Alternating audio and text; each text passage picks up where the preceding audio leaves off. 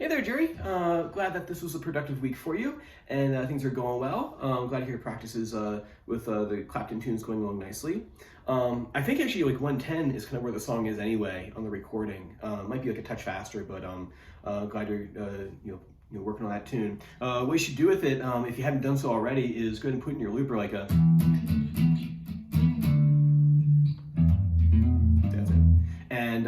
And maybe try like doing some of the jamming over top of it with your sequences and maybe some fragments from the licks that we've been doing the last few weeks. That would be kind of a nice thing to do.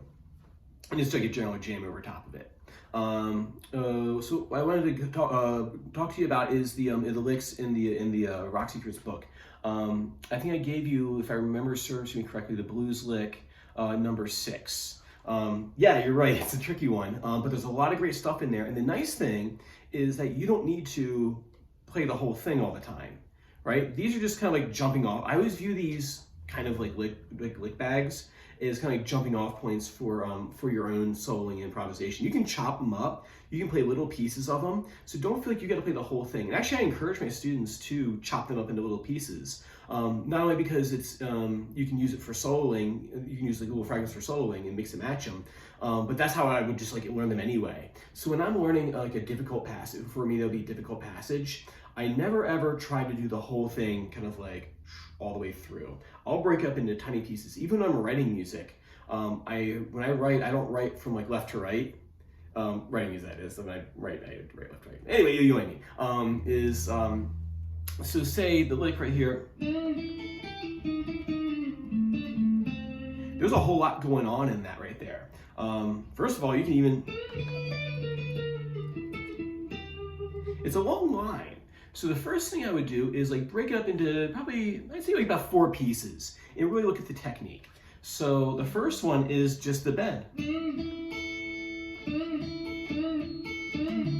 That has to connect. So remember you want to get in kind of like that, remember we were talking before about the pyramid finger, like this right here? So you get that finger, first finger kind of like this. So you can hyperextend the tip joint, right? Get your pyramid going on. And I'll just throw that and you want to kind of have it kind of diagonal, almost like pointing back towards you. So it's not like straight up and down, like towards the ceiling. It's going to be more angled towards like yourself. So you should actually, like, if you had a light attached to the tip of your, I use this analogy with the kids. If you had a light on the tip of your finger, it should be shining back at you. So if I do the bend, see that finger? Right, it's kind of bent like that. It's not a full bar like this right here. And when I bend up, this is getting ready.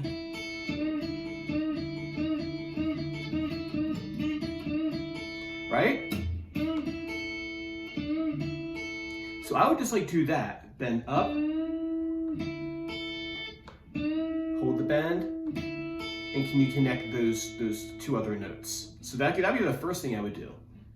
And then move it up here to the 12th fret into E minor pentatonic box 1, or E blues box 1, that is.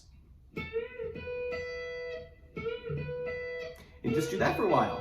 You know, if I go over to my looper and throw in the cocaine, oops. Let's try that again.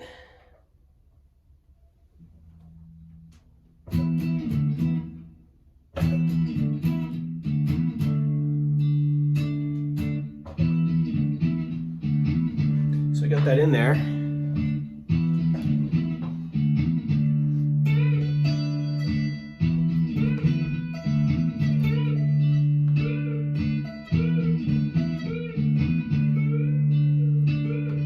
So you see, I just do that like one little section right there, working on the technique that we just talked about. The pull-offs that you have after that, so after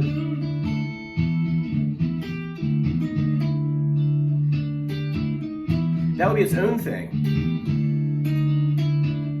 So even though it's not in the key of this riff right here, and I have to walk all the way to the other side of the room to turn it off, I'll do it here.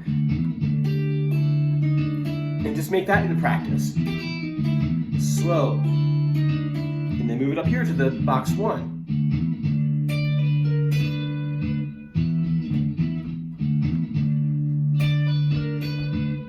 See, it fits, and that's all you need to do.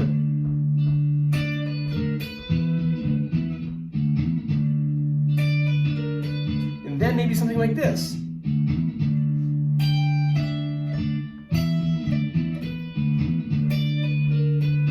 3-note sequence, right? So 1, 2, 3, 1, 2, 3. And then throw the hammer on pull off. So that's the second unit right here. Next one, I would do that 8, 5, 7, right?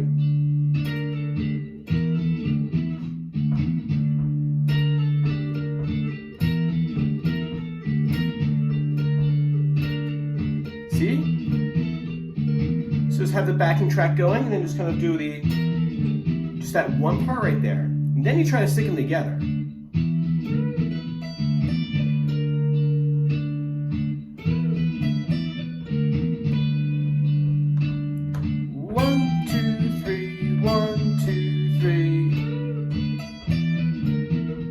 Right? So I would go through each little piece of the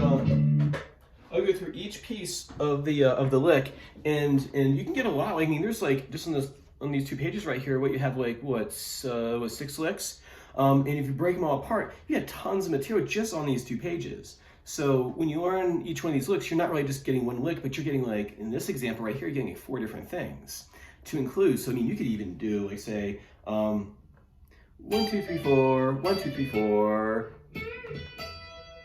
See? You just combine one of those little pieces with your sequence and you're good to go. Let's see, what's the other thing? The other thing too is that 7/7. It's right here in the book. It's the 7/7 right here. We have to like jump frets. So you're on the same fret, but you're in different strings, right? So here's what you're gonna practice this week. You can do this away from the guitar too. Take your ring finger on your fretting hand, right? So you've got a circle like this. So we always want to like have, remember I was always saying that we want arched fingers, the tips of your fingers. In this situation right here, what you want to do is this. See how I'm doing? I'm hyperextending the first tip joint right here. I'm going to circle, and then I'll hyperextend the tip. So this flattens out. You bring it up, tip joint, flatten her out again. And why practice that?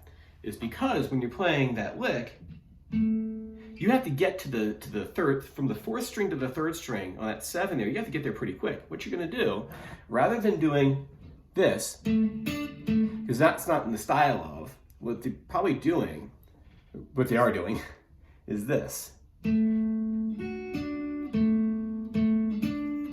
Remember the A form chord? Everyone's favorite bar chord? This is a great way to practice that by hyperextending the tip joint. So here, hyperextend, flexed, extended, flexed, extended.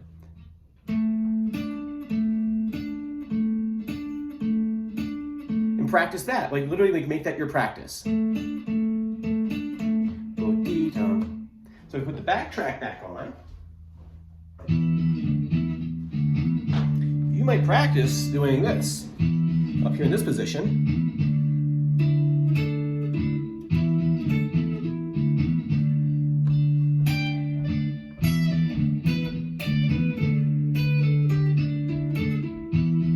See?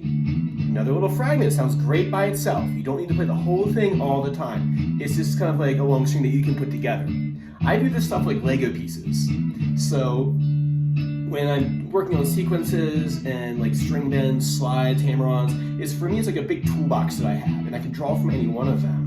And then I go to the lick thing and go, okay, I like this idea, I like this from 7, I like this one from 9, let me stick them all together and see what I can do. So view it that way, that these are just suggestions as to play the whole thing, but you can divvy it up as much as you want.